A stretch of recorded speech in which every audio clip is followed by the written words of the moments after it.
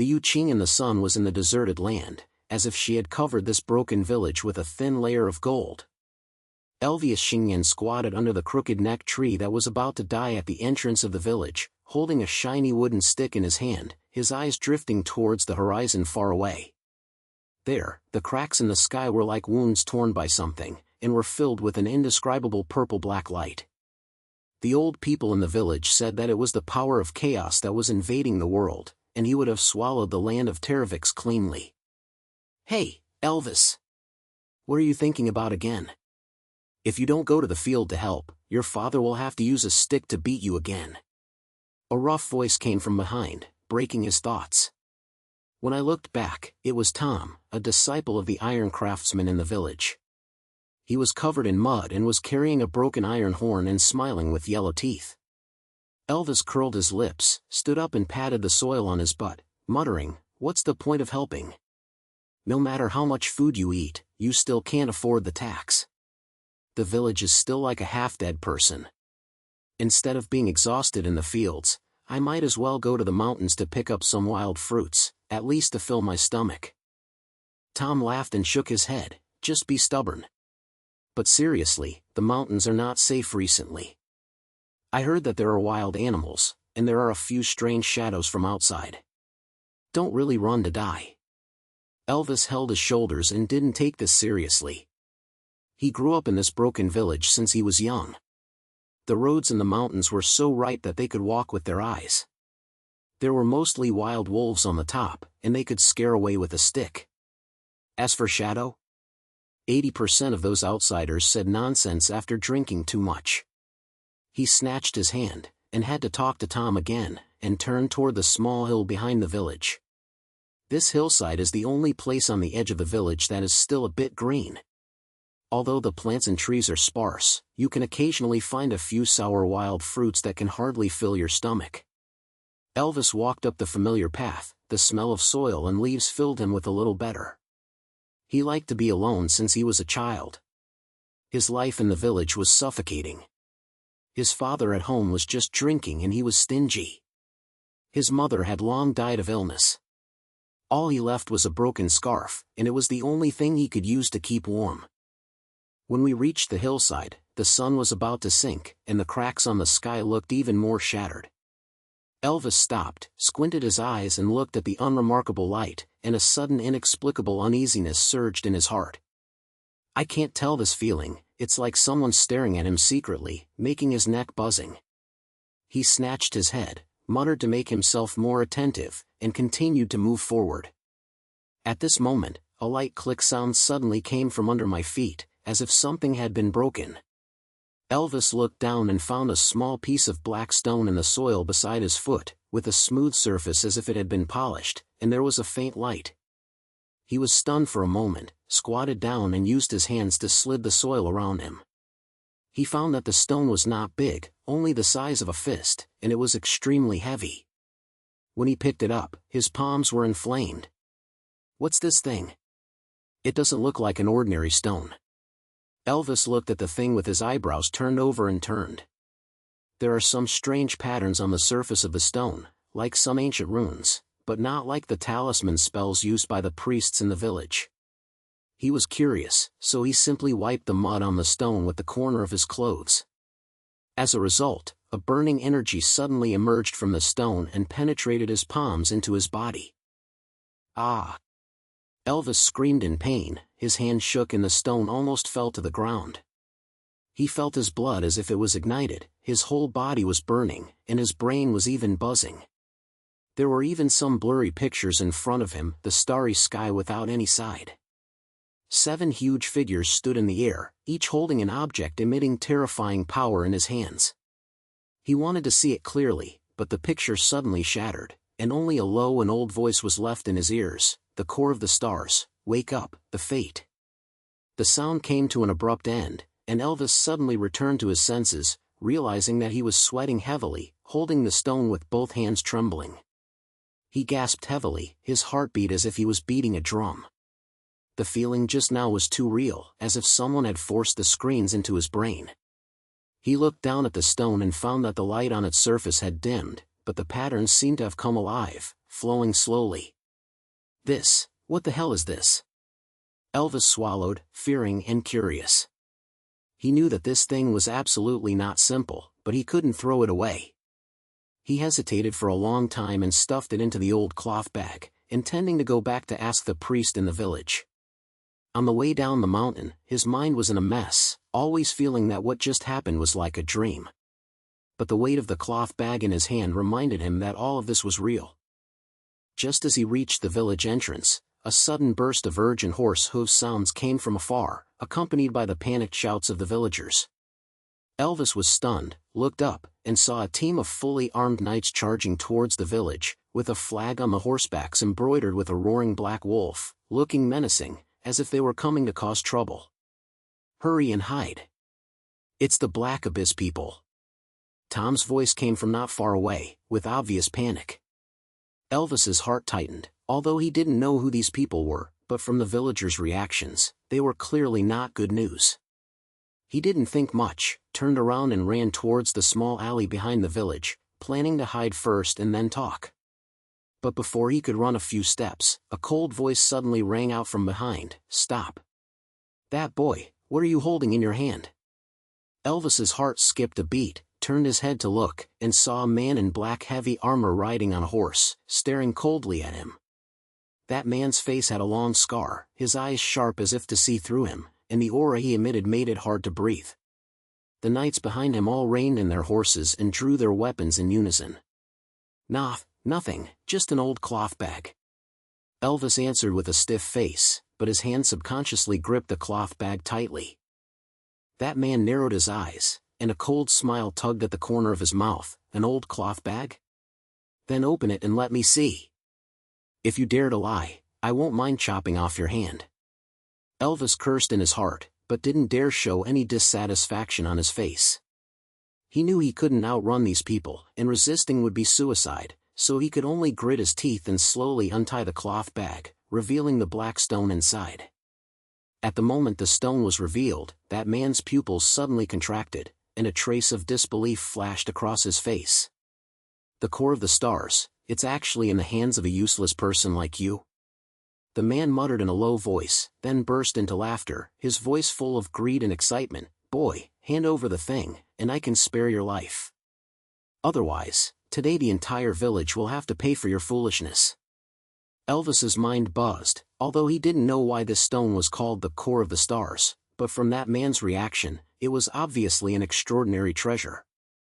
He struggled in his heart. If he handed it over, he might really save his life, but if not, the people in the village would probably suffer. But he was unwilling. This thing was found by him, why should he give it to these unknown guys? Just as he was hesitating, a clear and cold voice suddenly came from the direction of the village entrance. "Cassar Black Abyss, I didn't expect you to sniff out the artifact's aura so quickly. However, this thing is not something you can touch." Elvis followed the sound and saw a woman in a silver long robe walking slowly, her skin white almost transparent, her long hair flowing like moonlight, and her eyes revealing an indescribable sense of vicissitudes and majesty. Her appearance made the surrounding air cooler by a few degrees, and those knights all showed expressions of wariness. Even the man named Cassar had an ugly look on his face. "Lissel Shadowmoon, you old undying elf, why are you everywhere?" Cassar gritted his teeth, gripped the long sword at his waist, and a hint of killing intent flashed in his eyes. Lissel ignored his provocation, turned her gaze to Elvis, and said softly, "Child, hold the core of the stars tightly and come with me. These people are not something you can deal with." Elvis was stunned, looked at Lissel, then at Cassar, his heart in chaos like a ball of hemp. He didn't know who this woman was, nor whether he should believe her, but his intuition told him that staying here would only be more dangerous. He bit his teeth and nodded. After running for a while, he finally stopped and leaned against a large tree and gasped.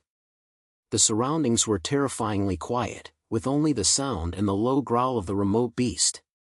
He looked down at the cloth bag, feeling mixed emotions in his heart. What exactly is this broken stone head? Why is it so troublesome?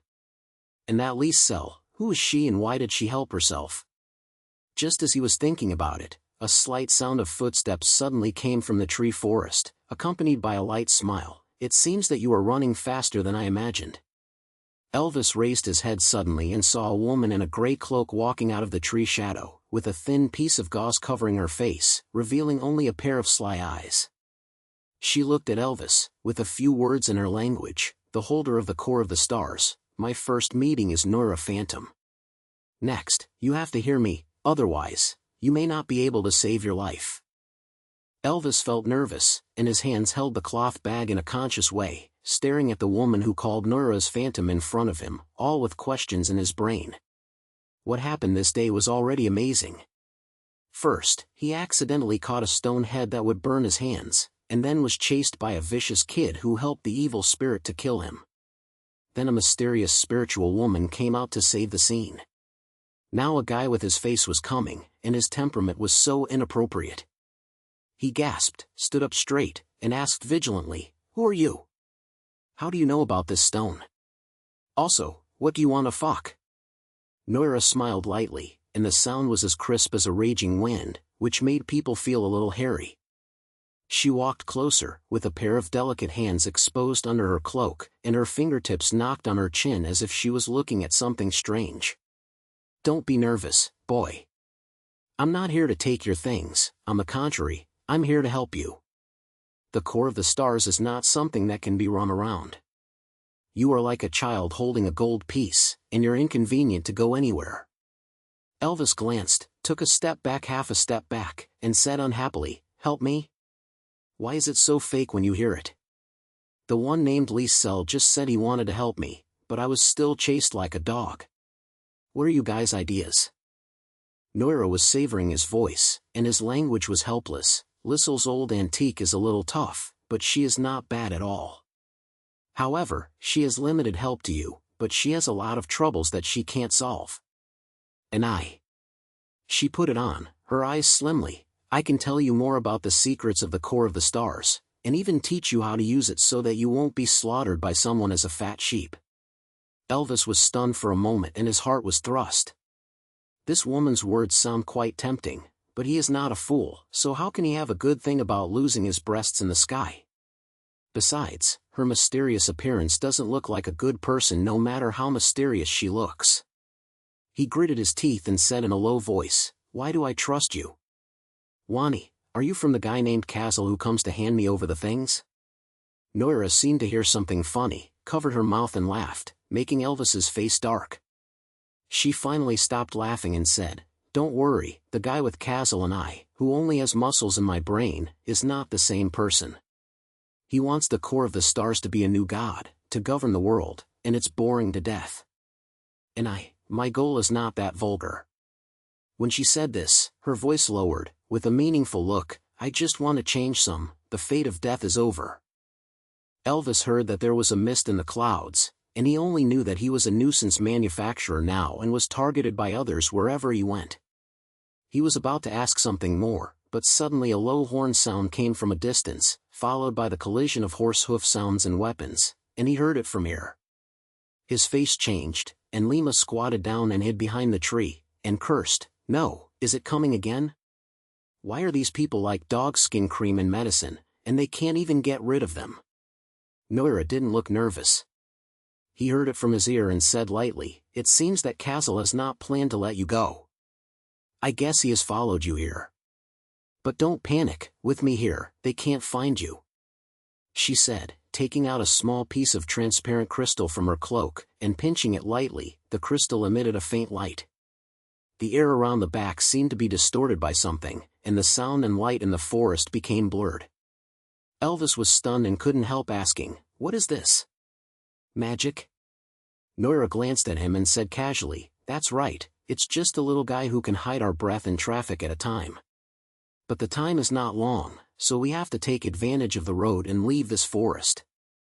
Although Elvis was full of doubts, he had no other choice at the moment, so he could only click the head and follow her tightly with a cloth bag. Two people walked through the forest, one in front and one behind, and walked lightly and quickly and carefully, as long as they could not make any noise. The night became increasingly dense, and the moonlight shone through the trees, covering the forest path with a layer of silver-white light, which also made Elvis feel even more uneasy. He always thought there was something watching them in the dark, but every time he turned around, he couldn't see anything. After about half a day of walking, Noir finally stopped walking, pointed to a valley ahead and said, "At this time, it's safe. The people in Khazar shouldn't be chasing you so quickly." She turned to Alves, with a little more upset in her language. "Now, we have to talk about the important things. The core of the stars is not an ordinary stone. It is one of the 7 artifacts. The power of the creation god is the power of the creation god. If you hold it, it's like being rolled into a huge trouble. Do you understand?" Alves clicked a little, then slammed the head again, and said with a wry smile, "I probably understand, but I don't understand it very much. What are the 7 artifacts? Why do everyone want this broken stone head? I am a stingy boy in a village and can't even eat. Where are the qualifications in these things?" Noir sighed, found a flat stone head and sat down, signaling Alves to sit there too. She said in a low voice, "The 7 artifacts are the most famous treasures left by the 7 gods of creation. Each one represents an original power. The core of the stars is one of them, which controls the power of the starry sky and destiny. In the story, by collecting the 7 artifacts can uncover the ultimate secrets of the creation of myths and even reshape the entire world. But," she put on her head, her eyes becoming a little complicated, "not everyone can control this power. More often than not, it only brings destruction." Alves felt so angry that he couldn't help asking, "Then, will I die at any time when I hold this? Otherwise, I can throw it away to save trouble." Noir slams his head and says, "You can't throw it away. You've already contacted the core of the stars, and you should have felt it. Its power flows in your body, right? This shows that you have the blood of the world, and only you can truly awaken its power. If you throw it, the power will still follow you, but you will become more dangerous because you can't control it." Alves remembered the burning feeling when he was holding the stone, and the strange scenes that had passed in his brain, making his face even harder to see. He looked down at the cloth bag and gritted his teeth and said, "What should I do? I can't be chased and killed all the time, right?" Noir smiled and said, "This is why I look for you. I can teach you how to control the power of the core of the stars, at least so that you will not be retaliated by it. As for being chased and killed, hey, this is inevitable. The guy Khazar is a descendant of the god of war, with great ambitions that can swallow the sky. He will never let go of any magical artifact. Your only way out is to become stronger, strong enough to be strong against him." Alves rolled his eyes when he heard it, and said unhappily, "Being stronger? It's so good. I haven't even touched the sword, so why did I fight that monster? Besides, I don't want to be a hero, I just want to go back to the village to pass my broken life." Noir looked at him with a flash of sympathy in his eyes, but soon became sure, "Boy, your fate doesn't matter whether you want it or not. If the Star Core chooses you, you have to take this responsibility. Otherwise, it's not only you, but your broken village, and even the entire Terravis, will be over. You have seen the cracks in the sky, right? That's the power of chaos that invades the world, and the 7 artifacts are the only hope, do you understand?" Alves was silent, looking down at his hands, and his brain became a group. He has never had great ambitions since he was a child, and just wants to eat, wear warm clothes and live a peaceful life. But now, all of this has been mixed up by this broken stone. He was unwilling to give up, but he couldn't resist Noir because he knew that what she said was right. At this moment, a rapid sound of footsteps suddenly came from the other end of the valley, breaking the silence of the night. Alves suddenly stood up and looked over tightly. He saw a familiar figure walking out of the forest. It was Lysel Shadowmoon who had saved him before. Her silver-colored robe was covered with dirt and blood, and her face was as white as if she would fall down at any time, but her eyes were still as sharp as a knife. "Lysel!" Alves exclaimed and subconsciously greeted him, "Are you okay? Where are those people?" Lysel slammed his hand, his voice weak, "I'm fine. I'm temporarily thrown away by Castle's people, but they will soon chase after him." Her eyes swept past Noir behind Alves, and her eyes turned cold. "Phantom, why are you here? Don't tell me what other bad ideas are you doing?" Noira stood up and smiled and said, "Don't be so tight, old friend. I just passed by and helped this guy. Don't you run over with injuries, or for a magical artifact." Lee Sel snorted coldly, not paying attention to her anymore, and turned to Elvis. "Child, the core of the stars cannot be placed in Kassar's hands, nor can it be handed over to anyone at will. Follow me and I will take you to a safe place where there are more traces about the 7 artifacts." Elvis looked at Lee Sel, then Noira, and his brain was almost blown up.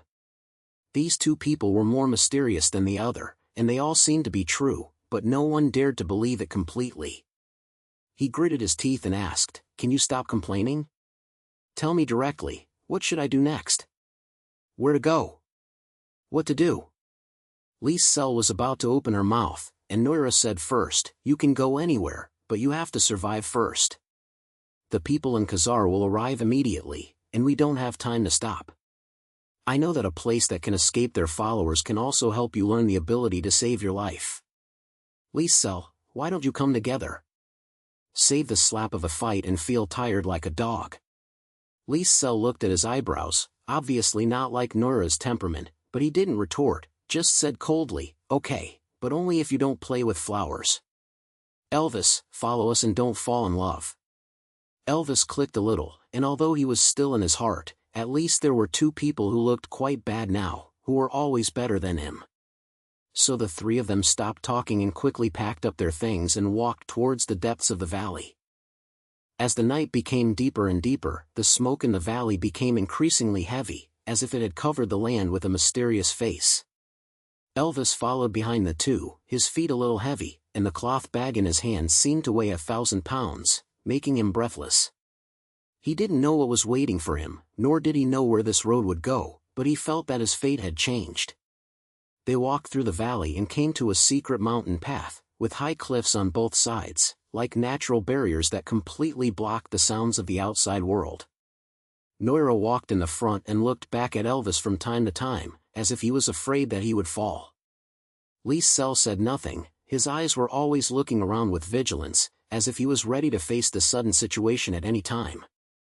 After about a while, Noira finally stopped, pointed to the hole hidden in the gap in the cliff in front of him and said, This is an ancient shelter, and even the people in Kassar can't find it. Go in, we have to have a good rest, there will be a tough battle to fight tomorrow." Elvis looked at the dark hole, his heart was pounding, but he had no choice but to follow him hard. The cave was unexpectedly wide, with some dry grass on the ground, and the walls were filled with ancient runes, scattering faint light, making people feel both mysterious and uneasy.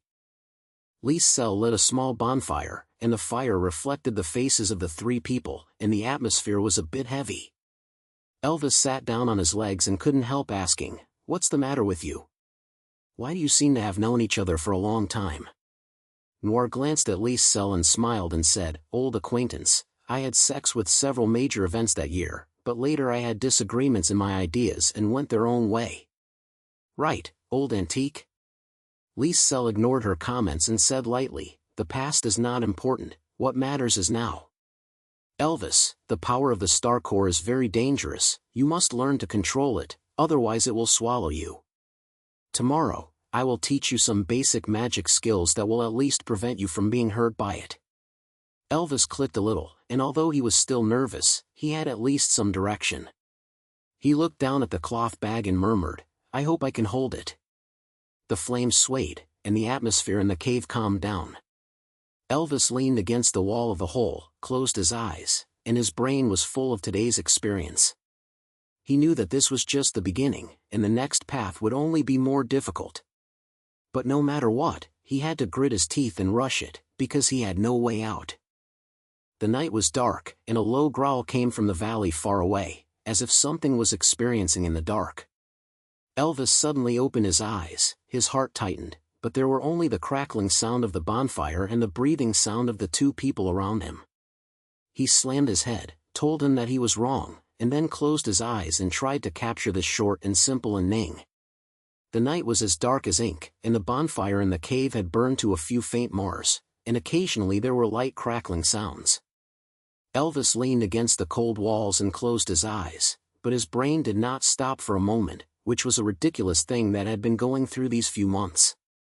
From the initial calendar to the star core, to the later time, the 7 artifacts were gathered. Every step was like stepping on the tip of a knife, and if you were not careful, you would be in danger of death. Cell and Noira were also silent on his side. Under the flames, their faces looked a little tired, but there was a difficult-to-speaking determination in their eyes. In the past few months, the 3 of them traveled almost every corner of the Terravis mainland, from the raging lava wasteland, to the frozen northern glacier that had been frozen for thousands of years, to the deep and dark purity. They fought with Alves Xingyan's men countless times, and each time they were alive. There were even several times when Alves almost killed his life. But whenever he thought he could not help, the power from the blood of the world would inexplicably appear, as if some ancient will was pushing him forward. Now, the 7 artifacts have finally been obtained: the core of the stars, the blade of the deep purity, the crown of the dome, the heart of the flame, the chain of the shadow, the breath of frost, and the last one, the sand of time. They lay quietly in an ancient stone box beside Alves, each of which emitted a faint and heart-pounding light, as if Sue would wake up at any time. These artifacts are not only symbols of power, but also fragments of the creation myth. Behind each piece is a bloody and sad past. Every time Alves recalls these stories, his heart is heavy, because he knows that the 7 artifacts of the collection are not the end, but the beginning of another cool experiment. Boy, don't be stunned. Noira's voice suddenly broke the silence. She sat next to the fire with her legs, holding a small piece of dry rice in her hand, and glanced at him. Tomorrow is the last battle. If you continue to rub it, you probably don't know how to die. Alves curled his lips, sat upright, and said in a bad mood, "How could I be stupid? But I'm a little unsteady. I've got all the 7 magical tools, but why do I think the matter is not finished? The Guy Castle and the crack in the sky always feel that there is something bigger waiting for us." Cell spoke in language, raised his head and looked at him. His language was flat and heavy. "Your straightforwardness is right. The 7 artifacts are just keys, and the real challenge is how to use them. The last page of the creation of mythology is torn apart, not without reason.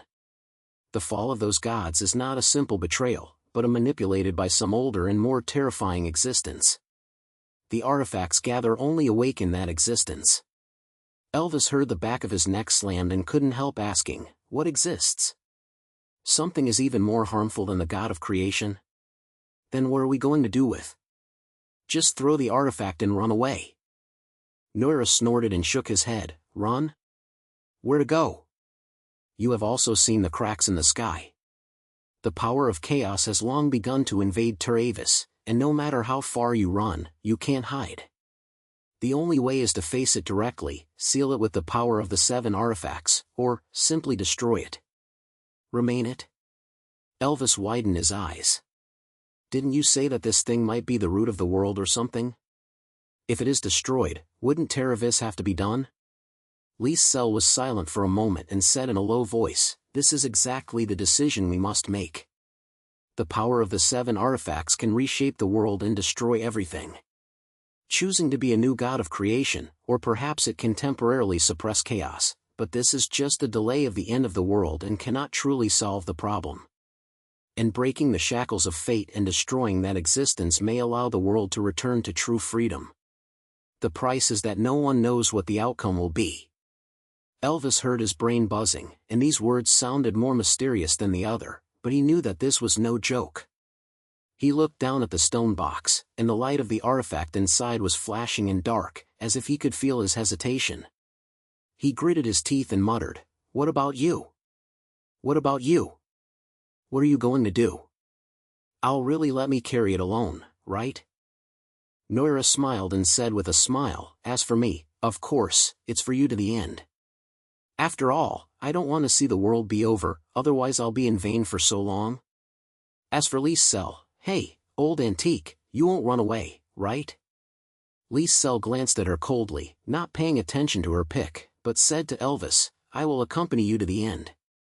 This is not only your fate, but also my sin. That year, I participated in the seal of the artifact and failed to stop the fall of all gods. Now, I will not escape. Elvis clicked a little, and although his heart was still a mess, he at least knew that he was not alone. He took a deep breath and said, "That's it.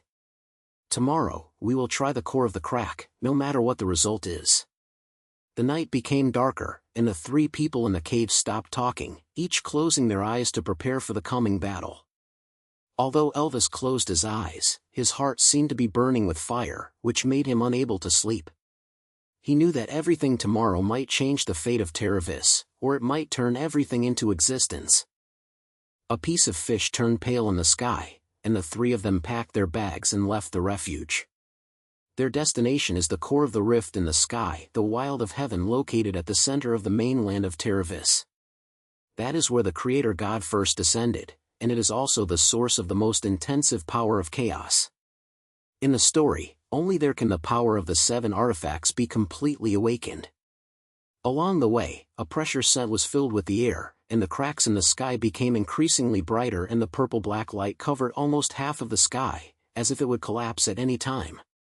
On the ground, the grass and trees withered, the rivers dried up, and even the winds were filled with a pungent smell of decay. Elvis held the short drama tightly around his waist, and although this drama was broken, he was his most reliable partner in the past few months. The stone box behind him was heavy, and every step he took was like carrying a mountain on his back. "It's almost here." Lee's cell suddenly stopped and looked up at a black mountain in front of him that was straight into the sky. The mountain seemed to be torn apart by some force, and the roof was covered with a sweeping darkness. It could hear the deep sound of the birds, as if some big existence was roaring. Elvis swallowed, his heart beating fast. He could feel the blood in his body was restless, as if he was being summoned by something. He asked in a low voice, "Is this the turbulence of heaven?" It doesn't look like a good place." Noira smiled lightly and patted his shoulder. "Don't worry, boy. I've come to this point, what else should I be afraid of? Besides, we are not here for travel, so prepare for a fight." The three of them didn't say much and began to climb to the mountain. The mountain road is steep, and the stones under the feet are loose as if they will collapse at any time. The power of chaos in the air is getting more and more intense, making people unable to breathe. Elvis gritted his teeth and walked forward, his brain flashing through the points along the way, the broken days in the village, the burning feeling of holding the core of the stars for the first time, and every battle with Lisser and Noira. He suddenly felt that no matter what the result was, it was worth it to be able to get to this point. Just as they were about to reach the top of the mountain, a cold smile suddenly came from the front, breaking the tight atmosphere. "Elvius Starflame, I didn't expect you to be able to gather 7 artifacts. It seems that I still underestimated your waste." Elvith raised his head suddenly and saw Castle Haging standing on the edge of the mountain, wearing heavy ape-red armor, holding a giant scattered with black air in his hand, his eyes full of greed and murder. Behind him, dozens of fully equipped warriors lined up in a group, and they were very proud, and they had obviously been waiting here for a long time. "Karsal." Elvis gritted his teeth and tightened his sword. "Why are you always in a state of mind? Are you really bullying?" Castle laughed, his voice filled with disdain. "Bully? No, I'm just coming back to get my things. The 7 artifacts are the handle of the new gods, and I am the future ruler of Terravis. If you hand over the artifact, I can make you die happily." Lee Sel snorted coldly, raised his hand to summon a silver light curtain, which was guarded in front of the 3 of them, and said in a low voice, "Don't talk, Castle, your ambition must be empty dreams. The 7 artifacts will not belong to anyone, let alone defile you like." Noira smiled and slammed her head, with a transparent crystal slid between her fingers, and said lightly, "Hey, muscular man, he is still the same. He can only kill him if he is full of brains. But this time, you are not so easy to succeed." Khazar's face darkened, he suddenly slapped his sword, shouting, "Kill. No one left. The artifact is mine." As the voice fell, the warriors behind him rushed over like a tide, and the sound of weapons colliding instantly responded to the top of Shirayama. Elvis bit his teeth and pulled out his short sword, and stood shoulder to shoulder with Lisser and Noira. Although they were in a bad position, these few months of hard work have made Elvis no longer the village boy who had no power to reduce his power. Every time his sword was filled with the power of a bloody blood, and he could compete with Khazar's subordinates. The battle was extremely fierce, the ground at the top of the mountain was torn apart by blood and magic aftermath, and the power of chaos swept through the air, as if it would swallow everything at any time. "Ervith, open the stone box!" Lis Sel shouted, "Only the power of the 7 artifacts can end all this." Elvis clicked his head, quickly retreated aside, and opened the stone box with both hands trembling. The 7 artifacts instantly emitted dazzling light, calling each other, forming a huge circle of light that covered the entire mountain top. Elvis felt an unprecedented force flowing into his body, as if countless voices were whispering in his brain, telling the truth about the creation myth. He saw the 7 gods of creation, Shihuang and Jingluo, and saw that they were controlled by an invisible existence and became chaotic puppets. That existence has no physicality, is not present, it is the embodiment of fate and the root of all the sufferings of Terravis. Elvis gritted his teeth and understood that he had to make a choice to become the new god of creation, control everything, or destroy the shackles of life, and let the world return to freedom. "Karsal, stop!" Elvis shouted, with a trembling sound in his voice. The 7 artifacts are not tools of discipline. They are hope and curse. If you continue to be confused, none of us can survive. Khazal sneered, and the giant snippet pointed directly at Elvis. "Stop talking. Power is everything, I will become the new god, and no one can hold me." He suddenly rushed over, tearing the air into the air and hitting Elvis's heart. Elvis gritted his teeth and lifted the core of the stars. The power inside his body exploded instantly, fighting hard with Khazar. The two forces collided, the ground at the top of the mountain collapsed in an instant, countless gravel was blown away by the waves, and the cracks in the sky seemed to be torn even bigger. "Ervith, don't hesitate." Noira's voice came from afar, carrying a rush. "Use the sand of time to return to the beginning of everything, break the cycle of life. This is your only chance." Elvis's heart was shocked and he suddenly looked at the sand of time in the stone box. That is the most mysterious one among the 7 artifacts, which can reverse time and make everything come back. He knew that this was the final bet, and if it failed, there might be no chance of returning. But if you don't try, Terravis will be in chaos forever. "Okay, fight." Elvis gritted his teeth and reached out to hold the sand of time.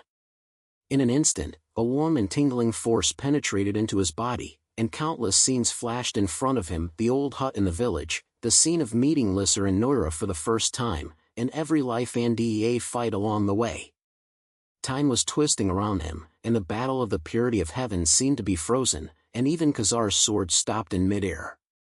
"Elvis, remember, choose in your hands." Lissel's voice sounded in his ears, with a gentle touch. "No matter what the result is, we will support you." Noira smiled lightly and said in a low voice, "Boy, don't let me down. I don't want to be in vain for so long."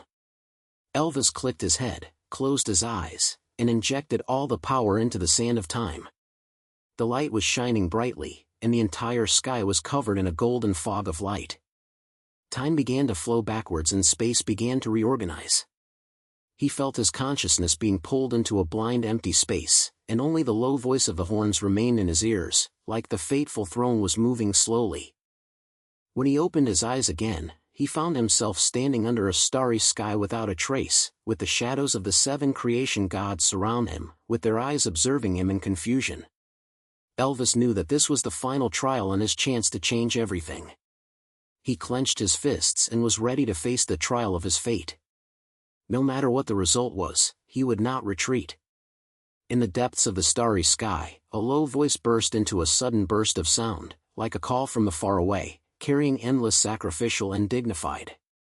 Elvis took a deep breath, walked forward, and walked towards the unknown fate.